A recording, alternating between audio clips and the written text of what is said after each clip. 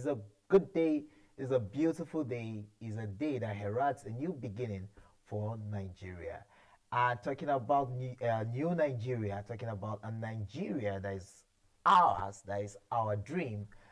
It's why our conversation this morning is starting from a very critical aspect of our lives. We're talking about workers and the rights that they have. To champion this conversation this morning, we are blessed to have in the studio none other but the great comrade Bulus. You're welcome on the program, sir. Thank you very much.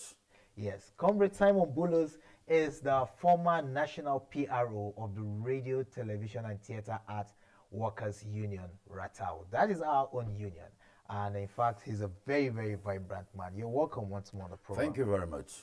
So, we're talking labor matters. Yeah. We are talking the spirit of collective bargaining and our togetherness in the work environment. But let's understand what exactly is labor union about. Yeah. Thank you very much. Yeah, the issue about labor is all about what we call industrial relations, because industrial relations happens to be the platform that regulates the behaviors of the employer and the employee. Because what actually brings about the labor unions or trade unions or pressure groups is because then the laborers will labor, for example, if you are supposed to labor for 3 hours, and now before, because there was no regulations, so those employers will now subject you to go extra mile. Instead of 3 hours, you go for 7 hours, and you'll still be paid the same amount of money. In fact, in the course of still on that, you suffer humiliation, you suffer suppressions, dehumanization, and other intimidations. And that was what brought the issue of people now. Let's think. We are human beings. Let's get ourselves protected. Our rights and our privileges must be commensurate with the working hours in the workplace. Oh, wonderful. Now, many labor leaders bear the title comrade. You are a comrade yourself.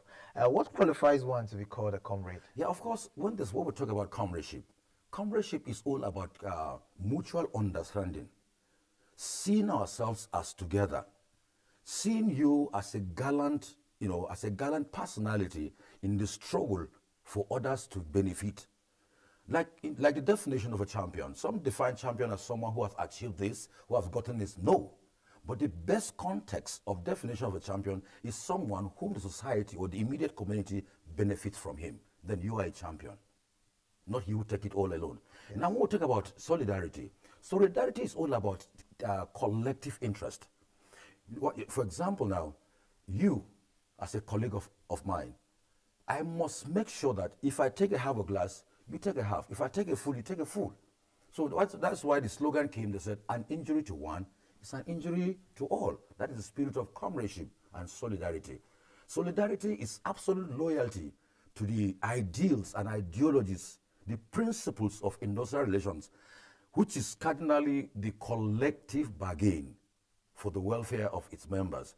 And let me tell you, where we have effective industrial relations, with the spirit of comradeship and solidarity, there will be productivity in that very particular organization. But once you scrap all this, it's just like peace.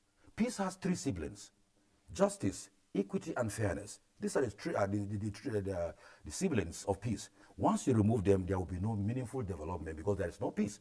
It is only peace that will guarantee meaningful development in a society. So if you remove solidarity, comradeship, and the effective implementation of industrial relations, sometimes, if organizations must succeed, you must apply the principles of what we call industrial democracy. Industrial democracy now will allow you to allow also the employer will allow the employees, to contribute in certain policy making. For example, in this very organization, the GMS said, okay, fine, let's be resuming 10 o'clock. But workers come, let's be resuming 10 o'clock. The worker said, no, sir. If we resume 10 o'clock, we will not meet up with the target of the organization. So let us resume 7 o'clock. Now, okay, holding in mind, all the routes leading to the city centers, they are hold up. You may not have the money to come because of distance and whatever. But because you have agreed, so workers will go extra mile. Instead of waking up around 6, they wake up around 4 times because they definitely have to meet up with the target of the 7 o'clock. You see, now they've added value to the objective of the organization.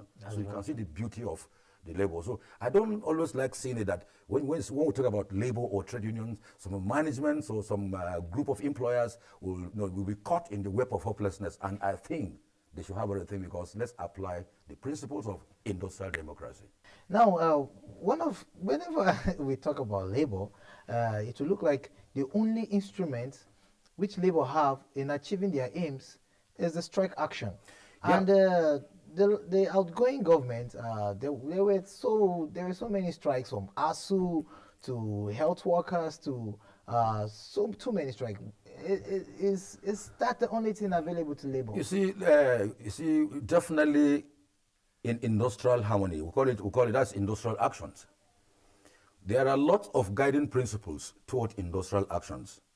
But what actually crippled that very spirit of industrial harmony that brings industrial disharmony instead, or industrial action, is one, the cardinal principles of collective bargain that leads to those strikes. One, they must have sat together with the government. And one of the guiding principles is you must accept the reality and non the concept of why are we sitting down to discuss this. One. Two, you must have what we call the solution solving spirit. Yes. Then you should be able to shift ground. And you should respect those you are holding that very collective bargain with. Then four, you must objectively accept the outcome of that very collective bargain, meaning not that today you sign a document. In the part of government, you renege. You will not pay them their allowances, you will not pay them, in fact, you will not meet up with their own cardinal requested demand as agreed and signed on behalf of the government. Now, let's say, for example, you signed an agreement with the workers. Now, tomorrow, the workers will say, okay, fine, we no agree, I will carry placards and whatever. That is wrong. So why you see those industrial actions took place in the, last year and previous years? It's because the government in their own parts reneged. Because one, if you know you don't have the capacity, to meet up with the demand or the yearnings of a particular set of people, come out and tell them no. So that if they will shift their ground, let them shift their ground. A lot of people suffered. You cripple the economy within the academic environments. Now, but those who are doing photocopies, selling food, doing that, renting houses or whatever, like, okay, the strike went for more than 1 year. You've paid for an accommodation and you did not enjoy that 1 year accommodation. You were driving back. And then that has nothing to do with the landlord. Now, if you are coming back to resume again, you have to pay another money. So we are now calling on the new government that are coming on ground to be more focused and proactive, and let them be knowledgeable, because that's the first one. You must be knowledgeable about collective bargain. So you don't go and sign document on behalf of government negatively. You go and sign, you implicate the government, and meanwhile, okay, we have done everything, and you think you go back to the back door and then tell the president and say, okay, the commander-in-chief, this is how I was able to play these guys, maybe as the labor minister or whoever was would have been among the team that went for the collective bargain. So sometimes let's tell the truth and then accept the reality on ground. If we cannot pay this money, fine, we cannot pay. Please, these are the clear reasons why we cannot pay. The workers are not daft.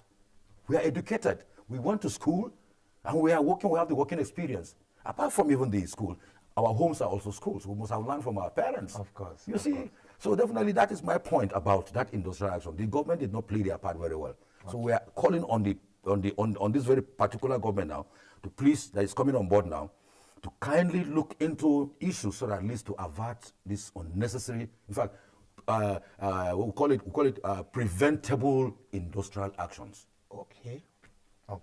Now, we've talked so much on labor and industrial relations and solidarity, but you are a very strong voice, a very vocal one when it comes to issues of labor celebrations, especially. I remember the last May Day, just at the beginning of this month, you anchored that event at the Eagle Square. Yes, sir. Yes, and I am driving somewhere now because I want all our viewers to have a feel of something you did there. And I'm talking about the Solidarity song. And so, on the occasion of today's inauguration, what better way are we going to express our readiness and our happiness for the new government but to chant the words of solidarity? So, if you bless us with that song, please. Yeah, definitely. That song is a very, very captivating song. It's a great motivator, because if you look at the first stanza, it says, "When the union inspiration through the workers' blood shall run, there can be no power that can withstand alone, except with the rest.